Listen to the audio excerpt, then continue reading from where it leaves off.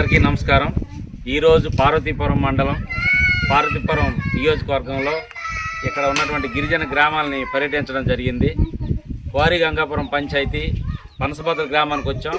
ఈ పనసభద్ర గ్రామాన్ని మేము సుదీర్ఘంగా పరిశీలించిన తర్వాత ఇక్కడ గిరిజనులు వాటర్ సౌకర్యం అంటే నీటి సౌకర్యం లేదు, త్రాగునీరుకి చాలా ఇబ్బంది పడుతున్నాం. పైపులు తీశారు కానీ పైపుల్లో వాటర్ రాలేదు. మరి మాకు అనేక రకాలుగా ప్రభుత్వం సహాయం చేయట్లేదు. మా గ్రామానికి సరైన వసతులు అయితే లేవు. మరి ఇక్కడ ఉన్నటువంటి బోరు హ్యాండ్ బోర్ ఏదైతే ఉందో ఆ బోర్ పనిచేయకపోతే ఎక్కడో సుదూర ప్రాంతానికి వెళ్ళి గడ్డ నీరు తీసుకొచ్చి తాగుతున్నాం. ఆ నీరు తాగడం వల్ల మేమందరం కూడా జబ్బుల పాలవుతున్నాం.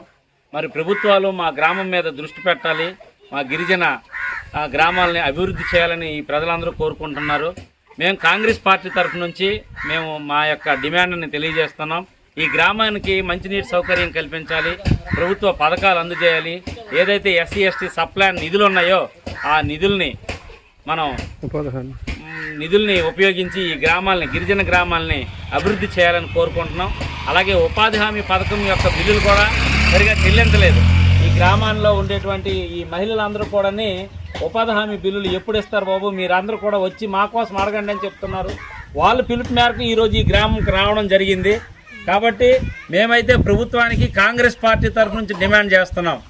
కాంగ్రెస్ పార్టీ గిరిజనుల తరఫున పోరాటం చేస్తుంది, అలాగే బడుగు బలహీన వర్గాల తరఫున పోరాటం చేస్తుంది.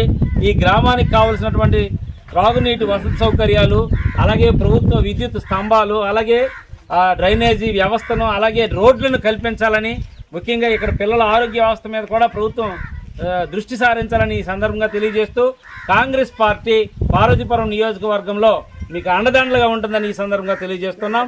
షర్మిలమ్మ గారికి మీ గ్రామ పరిస్థితి, మీ పంచాయతీ పరిస్థితి మేము తెలియజేస్తాం. జై కాంగ్రెస్, జై కాంగ్రెస్, జై కాంగ్రెస్, జై కాంగ్రెస్, జై కాంగ్రెస్.